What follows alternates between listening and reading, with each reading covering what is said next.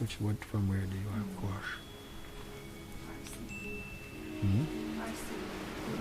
Kurush. Kurosh. My question is regarding the unicity you talked about. Seems that the observer is still tied only to a local activity. Say there's an observer, let's we just put our last attention on this for a moment.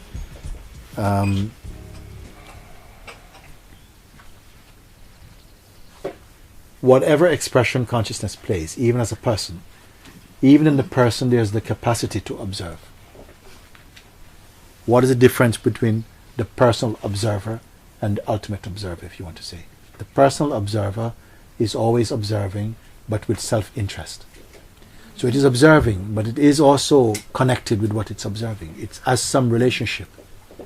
Because if you don't have interest in things, then they're not stored in your psyche. They don't register that they happen. You see? Because look, our eyes open, and look how many things it's possible to zoom in onto and to say, oh wow, look at that tree. Have you noticed that tree before? It's like shaped like a chicken or something. Okay? And then oh look, and suddenly this tree stands out. So every time you come here, you notice this chicken tree like this. Okay? And then you create a relationship with that, and something records that that is important. Suppose everything that you looked upon, you registered. Could you retain your sanity? You could not. So most things we look, and the senses are reporting sensation contact with them, they don't stay because there is no need to create a relationship with your senses or the sense objects. They just pass over them.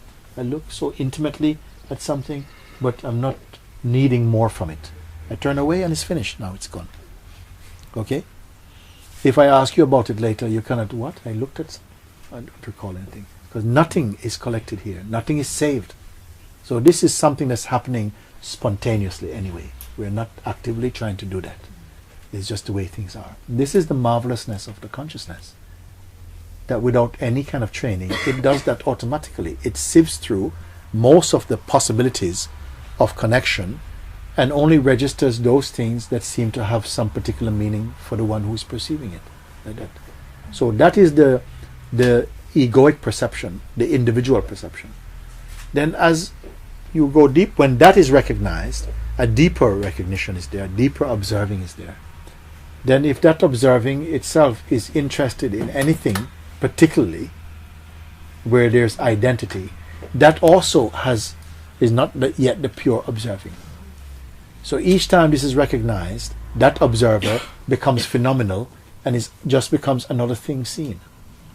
So in a short time you'll find that you're just in a space somehow, and there's no interest, there's no person, there's no personality, there's nothing wanted, there's no love or hate, there's no happiness or sorrow, there's just like a field of intelligent space.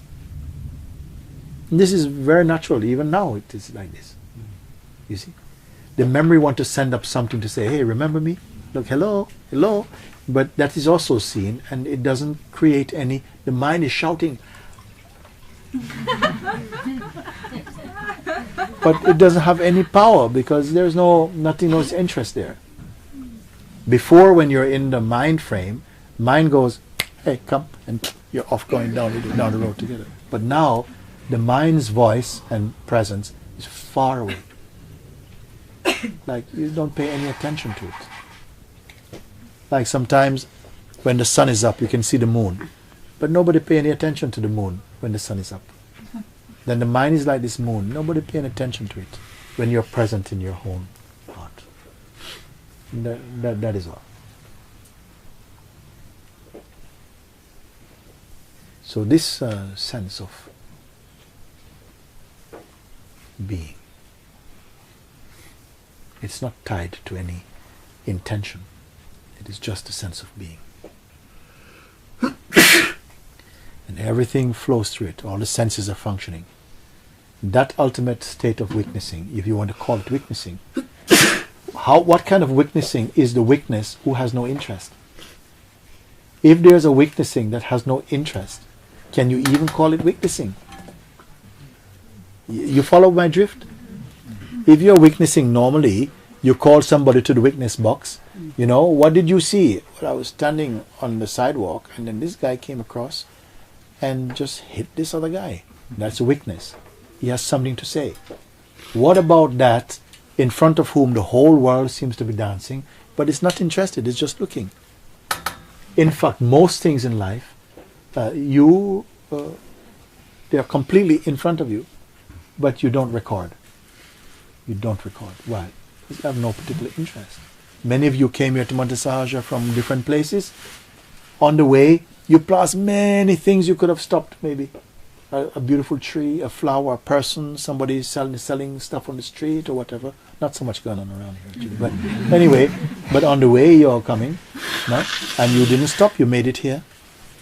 You weren't distracted. How many things did you pass? Somebody may say, billions of impressions I passed to come here. What about you? How many things did you pass? I think. I say, who is right? Both of them are right. It just depends on you. So nothing really. What is it that's troubling you? The things that seem to still matter to your identity. 99.9% of the possibilities in this world of perceivable don't trouble you. 0.1 thing have an interest, keeps coming back. Hi. Remember me? You see, like this. Then you need to look at what it is, because that very thing keeps you being you. Keeps you being you. Maybe if you lived on an island for a very long time, you would just forget about yourself. Then you meet another human being, then you start to become a self again. Because maybe they remind you you are somebody. You see? Maybe you meet another human being, they don't remind you of yourself. They don't know you. But you meet somebody who says, Susan! Yes, Susan. Boom! Back again. And everything seems to be back, stirred up inside you. There may come a time for you when somebody may call Susan, John, and it's just a very far echo. And something will respond to the name and talk. But the powerful presence, which has no name, is here.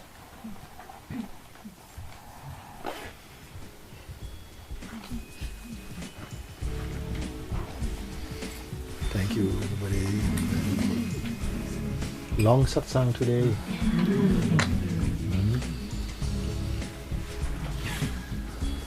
One lady came from India, and she said in the retreat, she said this thing. She said, when I told my family I'm going on retreat to Portugal, they said, you're going, what kind of retreat? A spiritual retreat. No. They come to us for retreats. People come to India for freedom. Why are you going to Portugal? Why are you going to Portugal? Because in Portugal you find some freedom. I came for freedom here. Does freedom live in Portugal? Freedom is everywhere. Everywhere. But presently, also it is being pointed to here. Not only have to go to India, don't have to go to Brazil, don't have to go to this place. Also here it is nice also. In hot southern Portugal.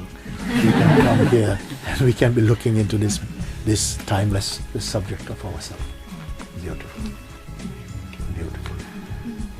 I feel sometimes I come here, I was saying just today, I don't want to leave here. I don't want to live here. I don't want to leave. Are you happy I want to sit here? I feel very happy to be here. No? But then I have to go sometime. Like that. It's very good. I don't know what it is about this place. They say Onde is the place where nothing happens. It is nothing and happens nothing. They say this is true. I'm hearing it now from other. They say Alentejo is the place where nothing happens.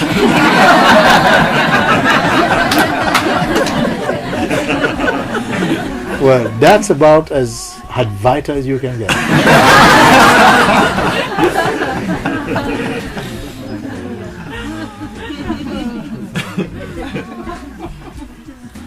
Great that tourism goes nowhere. Yeah, you come here, you go back with nothing. Nobody buys it. There's a sign in Zambujela, the mall, where the walking track is, and it says 2 steps to freedom. 2 steps to freedom. Thank you.